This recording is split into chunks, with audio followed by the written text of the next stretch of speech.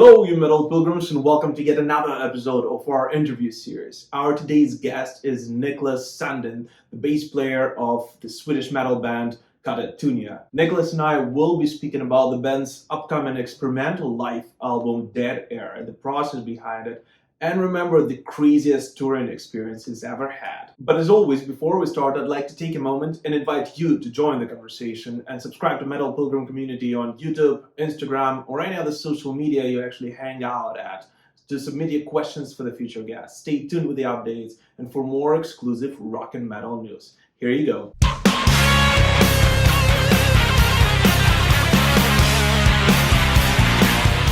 Hey man. Hey Niklas, how's it going, man? It's going good. That's good. Thanks a lot for jumping in, Coleman, and finding time to speak to me. Yeah, of course. Hi. It's just nice. Yeah. It's a pandemic, so it's you have a pretty clear schedule. Yeah, that is unfortunately true, and unfortunately the same for people all over the world. Yeah, I that's actually in true. Sweden at the moment. It's pretty all right, Okay. but the numbers are it's increasing. Yeah. So we don't have any like strict lockdown, Mhm. but we have recommendations of just staying home and just be with those you live with, Yeah. pretty much. Okay. But there's no strict lockdown. Okay. Good for you, because I'm from Ukraine myself, and over here, and I speak to a lot of people from all over the world now. That we are about to experience the second lockdown. It looks like in the weeks to come, which will mean that we will not only not be able to travel, but not also not being able to go outside or anything like that. Yeah, that sucks. Yeah. That's true. Yeah, but not everything is bad this year, and there is some pretty cool news about on the music front from you guys. Katatonia is actually about to release a new live album, Dead Air, on November 13th, and this one is gonna be slightly different from what you've done before, because this is a live recording of an online stream you guys did back in May, right? Was it in May? May, I think, yeah. I think so. I'm not even. Yeah. It's blurry the whole. Yeah. Yeah. It's true. Weird thing with all this lockdown, you just like get lost of track of time. Absolutely, man. But can you take us back for just a moment and talk about how did this idea of recording such a live album actually come about? The thing is that we were supposed to be out touring for the new album City Yeah. Burials and be heavily touring this year and stretching on to next one as well. Mm-hmm. But since the pandemic hit, we haven't been able to play any shows for City Burials, really, like regular shows. So we jumped on the train pretty quickly to do a live stream and to take this fan voted set, and put it into place, and just do it because we want to perform. We want to do it in some way. So we just needed to take what was possible to do at the moment, and that was a live stream. So we worked towards that, and that's pretty much like the motivation, because we want to play. Yeah, it's pretty cool. Was it any weird actually to play in an online show? Did it have the same vibe, as the real live concert, or not really? No, it was far from a regular show. It was playing in front of camera people from the production company Black Box. Mhm. So they were running around and crawling on the floor with cameras. So it was very, very far from the natural and the vibe you're used to at a live set, because you didn't have that kind of connection with the audience.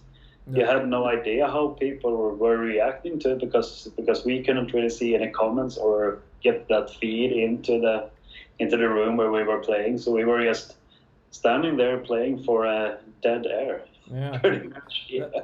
It might be pretty weird, and I guess this is kind of the new reality we all kind of have to get used to at the moment, right? Unfortunately, no one knows when this pandemic is going to be over. I know that you have some dates scheduled for 2021, including Kiev, actually, my hometown. which I really do hope that you guys will be able to play. But who knows? And this again, do you actually think we will get back to normal after all of this? Or the world is never going to be the same and the music industry is going to change completely? I have no idea really how it will look like. It won't get back to the normal that we were used to. I don't think so, because there's so much things happening, and there's been like a technical revolution and how people view things. But I think that there will be still be a huge demand to go and watch music live, because that's something that people need, and we are humans after all, and humans needs to see each other, and human needs to have that kind of like real feeling, which you can't really get through a live stream. It's more like, of course it's happening then and now, but it's more like a live DVD, you know. So I think that people want to relive and experience what they're used to, because there's so much more to a live set. It's not just being there and listening to music. It's like the interaction with other people, and there's other things like the smell of a concert venue, you know, and just getting that familiar feeling, just walking into the venue and anticipating a live show which is happening there and now. You know, it's something that's so unique that you can't really like bottle that into a live stream. Absolutely. So I think people will still demand that, you know, have that craving for it. So I don't think that will ever go away. Yeah, and especially when we're talking about rock and metal, you know, this is all about, you know, live music experience, about grabbing beer with a stranger next to you. I completely agree with you. I miss it, and let's just pray that you and the rest of the bands are going to be able to hit the road once again very soon. Speaking about that live stream, though, I mean, the concert set list has been kind of voted on by your fans worldwide, right?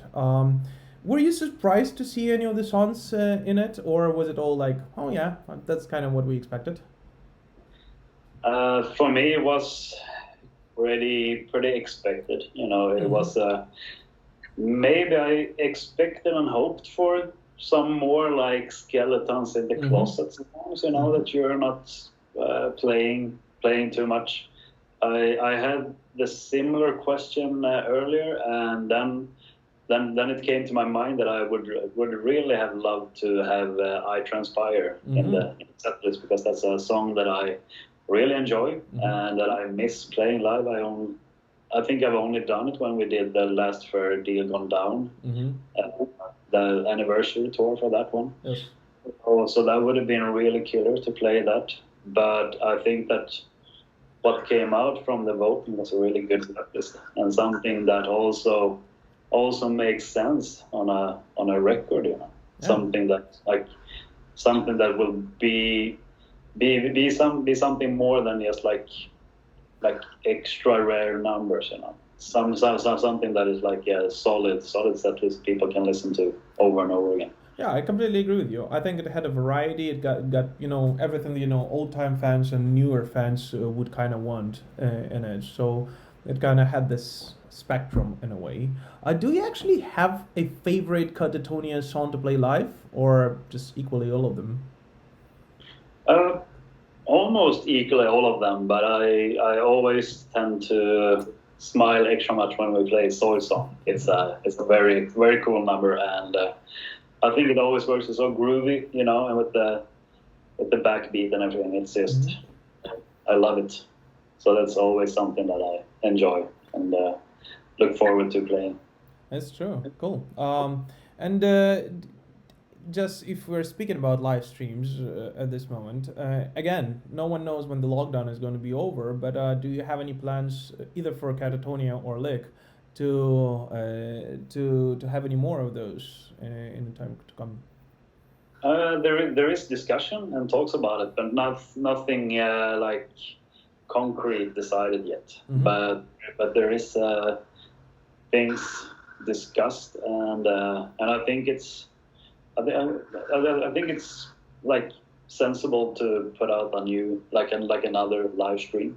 So I wouldn't be surprised if that happens. Definitely, and we're trying to make something happen with Lik as well. Oh yeah, that's pretty cool. And and again on this live stream, you did play a couple, I think three songs from your latest studio album, on which you've once again Katatonia is known for experimenting with their sound a lot, and not staying within the boundaries of a definitive sound, and this is what makes Katatonia, right? But how do you think your new material, and especially playing it in one set list with with the stuff from different eras of Katatonia compares to what you have done before?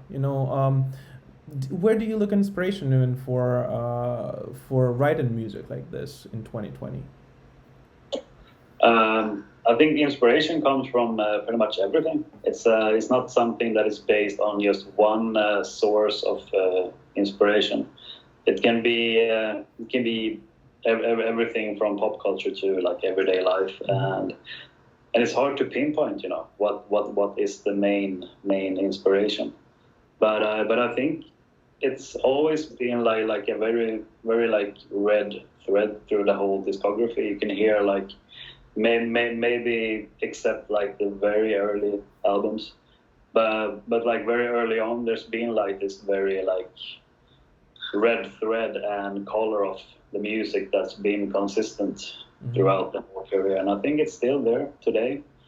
What like differentiates the new album City Burials from the earlier ones is like the previous ones is that I think the songs are a little bit more direct. It's a little bit more like song driven. It's more like a familiar song structure and more like in a way rock and roll, like especially with Behind the Blood.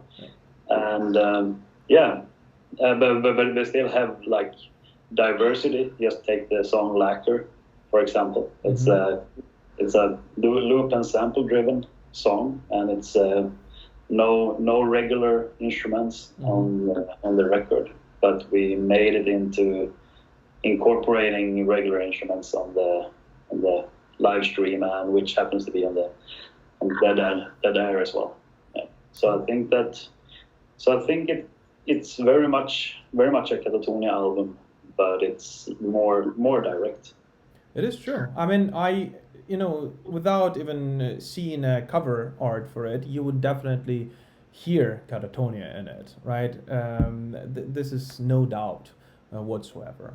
And if we're speaking about the future, though, I mean, you personally, where would you want to take Katatonia music from now on? In the years to come, any musical avenues or anything that you kind of would really like to explore sound-wise on the future albums?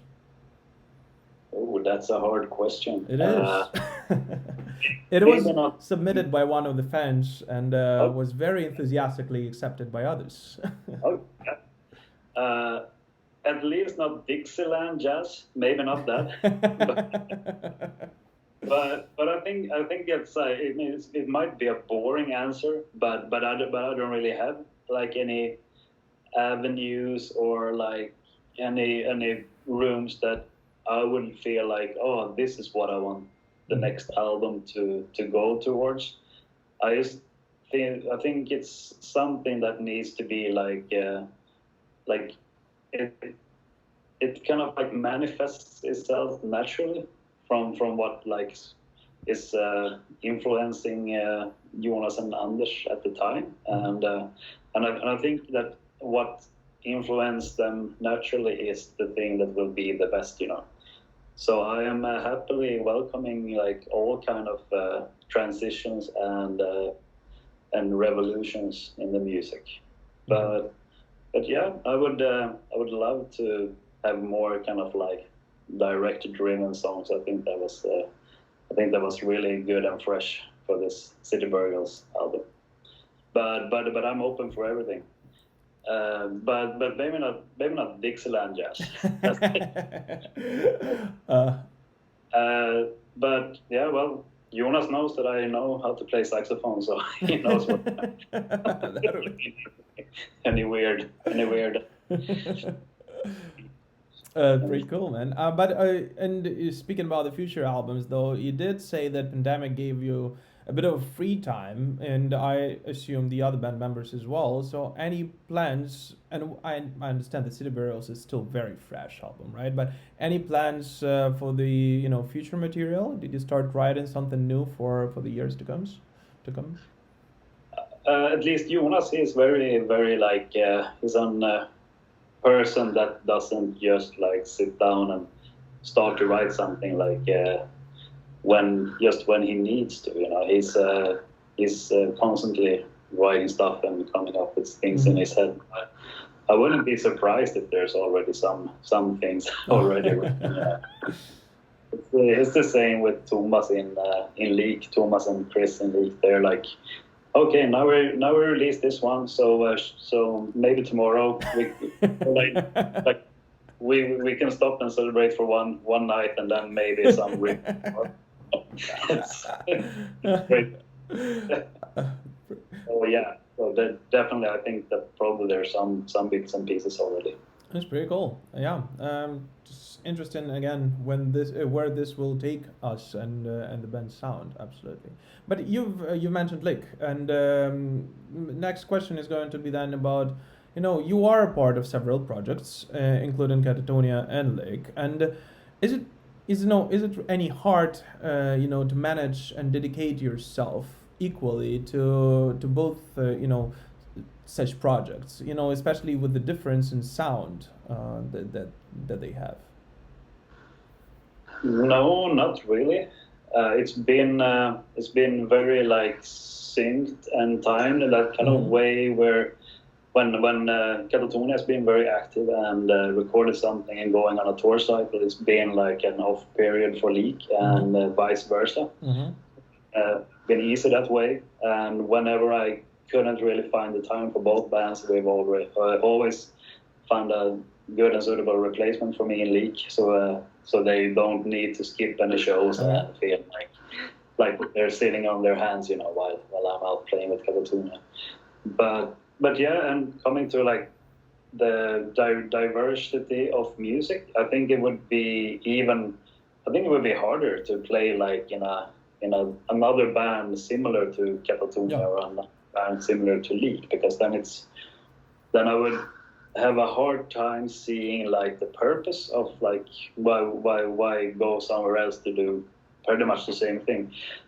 Playing something else than you normally do keeps things fresh and more like exciting, and it makes it even more like motivating and exciting to go back to Katatonia to do like a studio record and to tour for that one when you've been playing death metal for 1 year,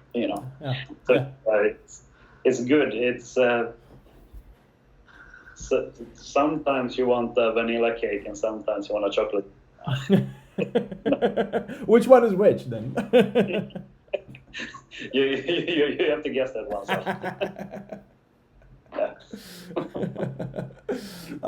Pretty good, man.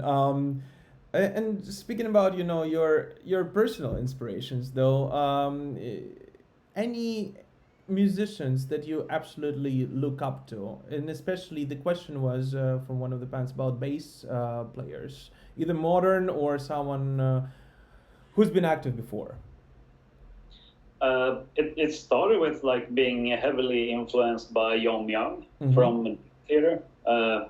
So heavily influenced that I worked the whole summer, extra as a kid, to be able to buy his Yamaha signature.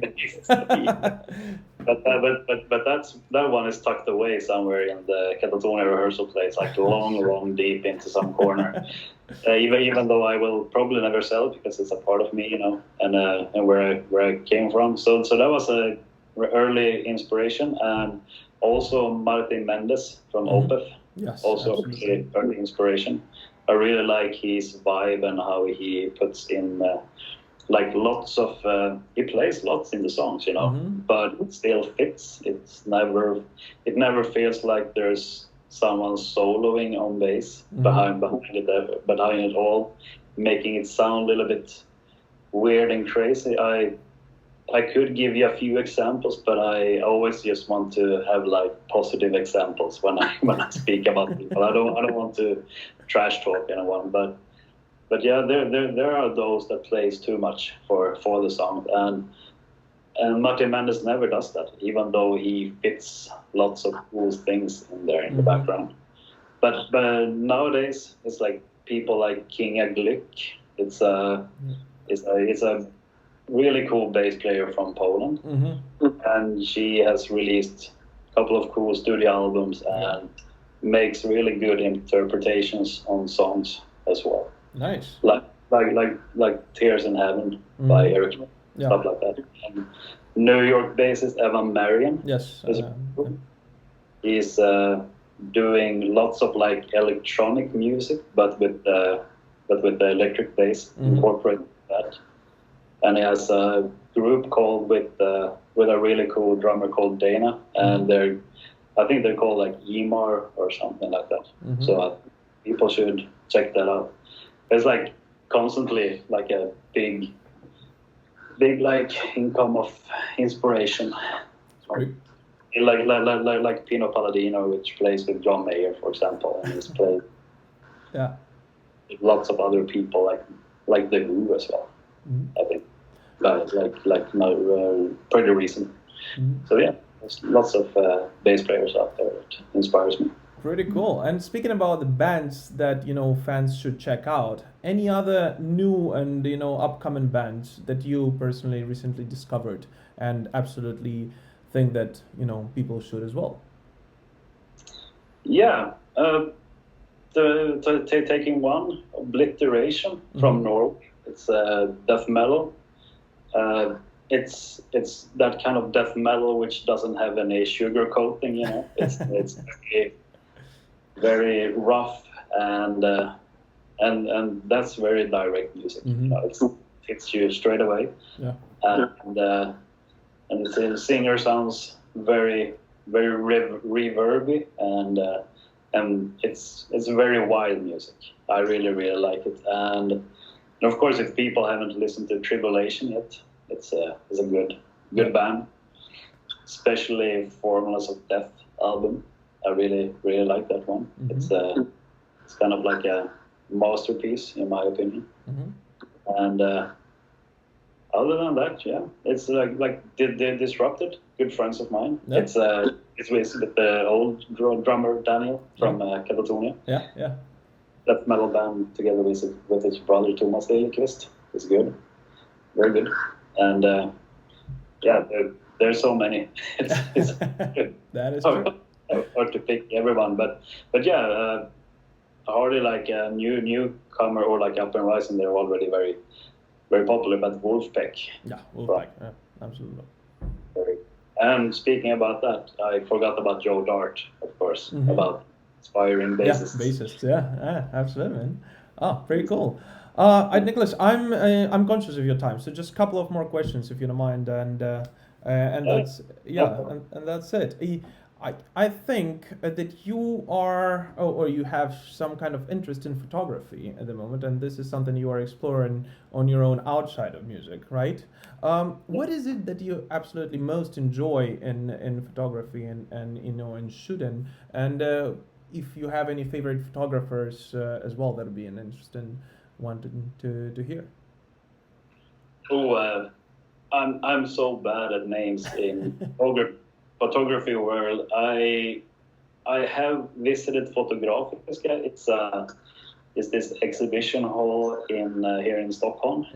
Very nice places by the water in Slussen. Everyone coming to Stockholm when the pandemic is over, of course. They should visit Fotografiska because it's they always have really nice exhibitions with like fantastic photographers, and so I think that's like a must for everyone. That's where I gain some inspiration as well. But I think that one thing that I like the most is that you really need to focus and you really need to kind of like phase out, like just try to eliminate yourself from your surrounding and like everything that happens, and especially in your head as well, and just be focused on what you have in front of you, and like very, very much soak in what like the subject and the environment you're in. So I think it's very, in some kind of way, could you say like it's a little bit meditative. It's very nice because once you go out with the camera, it's like you and the camera, they're like trying to soak in what's right in front of you. You're not thinking about what's happening over here or like what's happening in the world over there, and it's kind of like being at a live show. You know, you're focusing on what happens there and now. So I think that's my favorite thing with shooting pictures. And then of course it's nice to have good pictures with you back home. Maybe a little bit like people who go fishing, but they never like take the fish home. Because I mean that's not why you fish, right? I mean, yeah. So maybe that's the thing. And I've been going out to the forest with the singer from Mass Worship, which I was session guitarist for a couple of months ago. And we've been going out lots in the forest with his dogs, and then I take my camera with me and I always shoot something. That's pretty cool. Take a few cool pictures.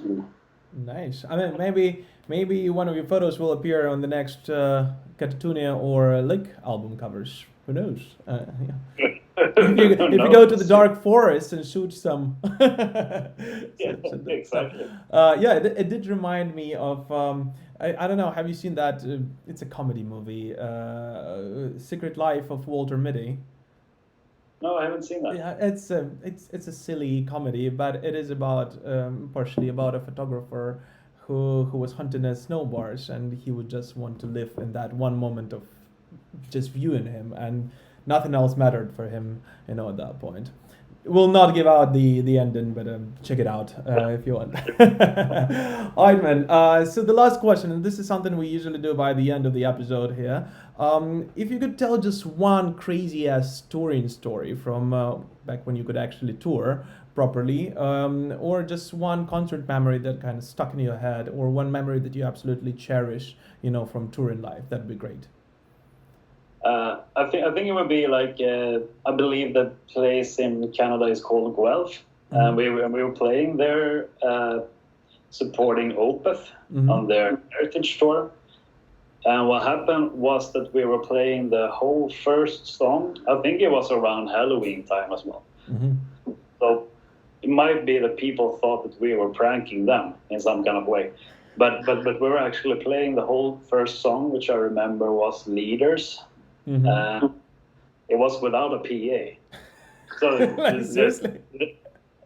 For some reason the PA wasn't turned on. So we were the whole thing because we were having in-ear monitors, so we didn't really suspect anything. We had everything that we needed. We were standing there rocking and headbang, trying as you do. Like the first song, you're giving it all to win the audience, especially when you're supporting another band, because then you need to go out extra hard. Yeah. And there was only drums people heard, It was only Daniel's drums in the back, acoustically, without anything. In this quite big place, I think it was like 1,000 to 1,500 cap place. And it was sold out, and there we're standing, head banging, and like rock moves, and there's no sound, just acoustic drums. So that was a little bit spectacular and weird. It's like MTV Unplugged, but a live version on a show. But I mean, everything has happened. Like when we play with Katatonia, we're quite. I don't know if we have just like bad luck or some curse, but everything from that to like things breaking in the system on venues. I remember another time somewhere in the States was just like the PA. That PA in the small club was just like collapsing and just thing like speaker after speaker started like stopped working. So at the two last songs I needed to turn my bass amp so loud that I almost like made old Daniel Lilquist like ill because there was so much bass coming from that direction, and I remember like at one point during that show that things just went so south that I decided to take my bass and go to the bar, you know, and order up. And then I was still standing at the table by two listeners. I'm like, "Hey, what's up?" And they're like, "Whoa, what?" Shit, that's pretty cool.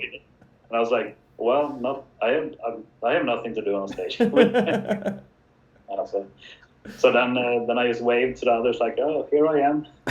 And just went like, where did it go? Like, things that I was, it just ran off. So then it was like, okay, well, now we can play. So Neil, can you please come to stage? I was like, okay. So, yeah, quite a cool memory as well. A little bit chaotic, but yeah, fun. I guess it's all these weird memories that you know that you remember by the end of the day. It's you never remember a regular show. You remember when something the shit got loose or something like that. Yeah, and always when you get that question, you're like, trying to remember stuff, and then when interview is over or like or whatever, then like everything comes back, and you're like, mention this. Absolutely, man, absolutely. Well, speaking about live shows, I just really hope that again all of this madness is going to be over soon, and you and the rest of the bands are going to be able to hit the road. And I personally catch you live in either Ukraine or anywhere else in Europe, and invite you a beer, hopefully without anything breaking. That would be awesome, and I mean I would really much like to play in Kiev. Yeah, that would be awesome. It's uncharted territory for us, so I've never been there, and it would be really awesome, and I really looked forward to it. Yeah, and you guys are set to come in June, which is a very beautiful time in Kiev. So I wish you guys actually do that. Absolutely. Yeah. Too. Absolutely. Well, Niklas, thanks again for joining me today. Any last message for the fans? Anything you want to share with them? Last word. Keep cool and stay in school, I guess. Maybe not now if it means that you're gonna get corona, but otherwise it's a good suggestion. That's true. Niklas, again, thanks a lot for joining me. For those watching, do not forget Dead Air is out on November 13th. Make sure you check it out and support the bands who are releasing the albums during this pandemic and helping us stay insane during these hard times. Thanks a lot, man. Keep rocking, and I hope to see you soon. All right. Cheers. Take care. Thanks. Have a good evening. Thanks. Bye-bye.